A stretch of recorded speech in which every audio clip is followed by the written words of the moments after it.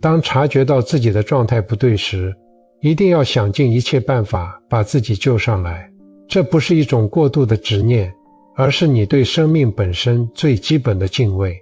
不要等待，不要犹豫，更不要奢望会有谁踏着七彩祥云来替你收拾残局。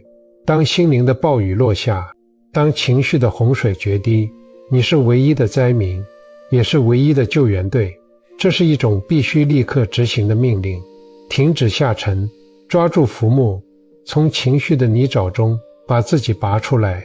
在这个纷繁复杂的世间，我们每个人其实都是一条在茫茫大海上独自航行的孤舟。无论你愿不愿意，风浪总是不期而至。或许前一刻还是海阔天空，下一刻便是浊浪排空。很多人习惯了在风浪中随波逐流，任由焦虑将自己拍打得支离破碎，甚至误以为这种无力的沉沦就是命运的安排。但请你记住，真正的修行不是在那枯寂的深山古刹，而是在这每一次濒临崩溃的时刻，能否守住心神，能否在即将倾覆之际重新握紧手中的桨，做一个清醒的摆渡人。在某个南方海滨小城，有一位守闸人，名叫老陈。他的工作既枯燥又至关重要，看守一条连接着内河与外海的排涝渠。这条水渠平日里波澜不惊，甚至有些干涸，露出满是青苔的石壁。但每逢梅雨季节，暴雨倾盆，上游的洪水就会夹杂着无数的枯枝败叶、生活垃圾，甚至巨大的断木顺流而下，淤积在闸口。老陈的工作守则里只有一条铁律，在水位触及红线之前，必须清理掉栅栏上的缠绕物，然后用力转动那个锈迹斑斑的巨大绞盘，提起闸门，让积水泄入外海。有一年深夜，台风过境，暴雨如注，警报声在值班室里凄厉地响着。老陈披上雨衣冲入雨幕，那是他从未见过的景象。平日里温顺的水流，此刻变成了咆哮的猛兽，水位疯涨，眼看就要漫过堤岸。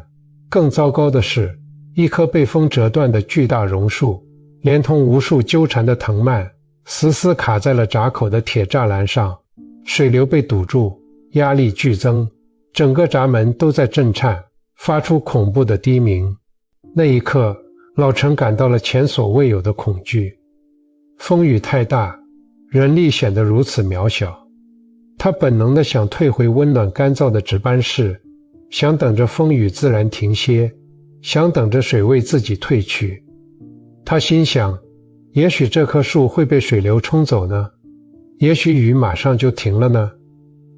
但他看到堤岸边的泥土开始松动，浑浊的水正一点点渗入城市的街道。他意识到，如果此刻不做点什么，如果此刻选择顺其自然的逃避，等待他的不是风平浪静，而是一场吞没一切的洪灾。他没有退缩，也没有等待救援队，因为在那样恶劣的天气里，没有人能及时赶到。他拿起长钩，系上安全绳，冒着被卷入洪流的危险，一步步爬向那个漩涡的中心。他必须亲手割断那些缠绕的藤蔓，必须用尽全身力气去撬动那根巨木。雨水打得他睁不开眼，寒冷刺骨，但他心中只有一个念头：清理它。为了活下去，必须现在就清理它。当那根巨木终于松动，顺着水流轰然冲向大海，当积水打着旋儿从闸门倾泻而出，水位缓缓下降时，老陈瘫坐在泥水里，看着黑压压的天空。他明白了一个道理，在这条河上，他不是看客，他是唯一的摆渡人。我们的人生何尝不是这条时刻面临暴雨侵袭的水渠？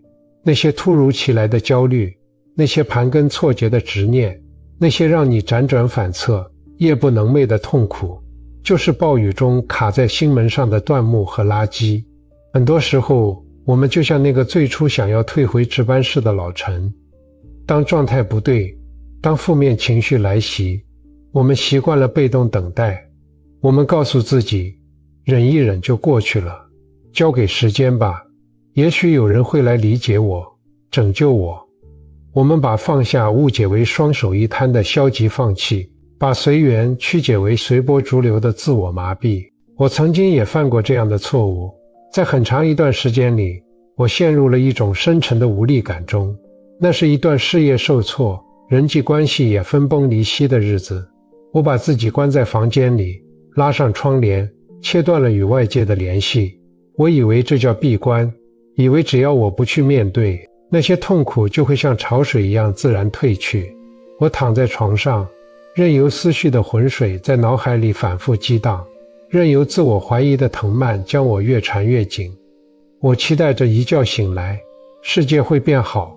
我期待着有一位智者从天而降，给我一句醍醐灌顶的真言，瞬间解开我的心结。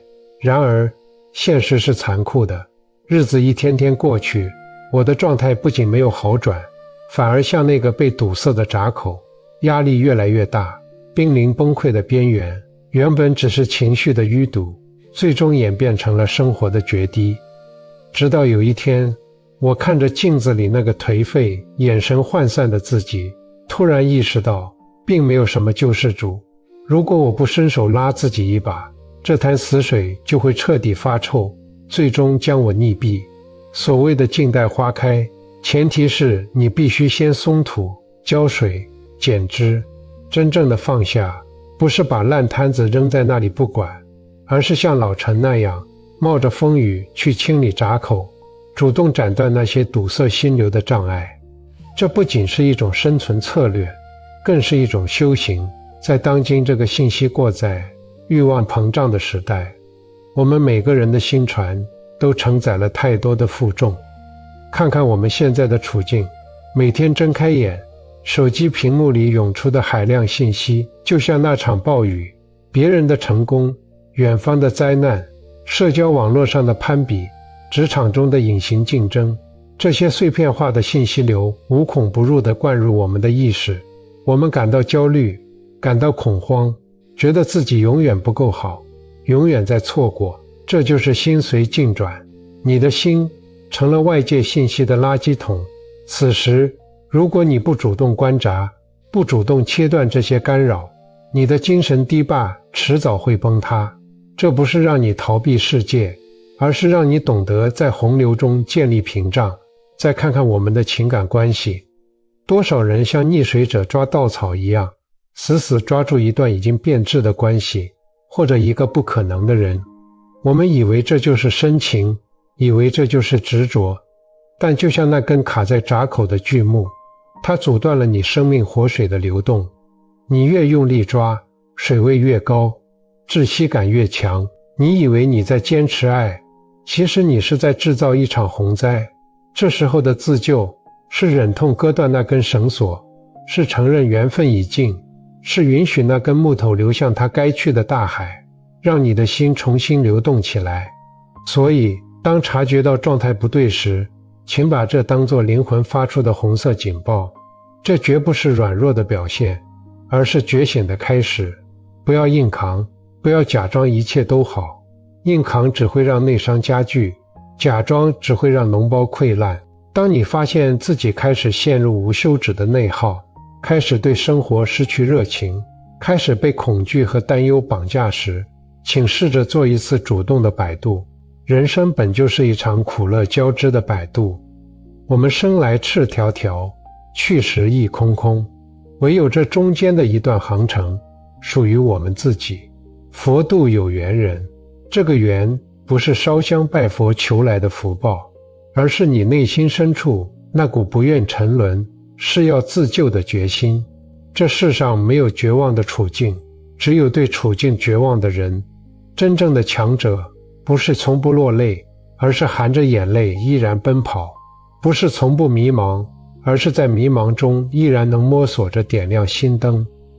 不要苛责自己为何会陷入泥潭，那是凡人的常态，但请赞美自己每一次爬出泥潭的勇气，那是神性的光辉。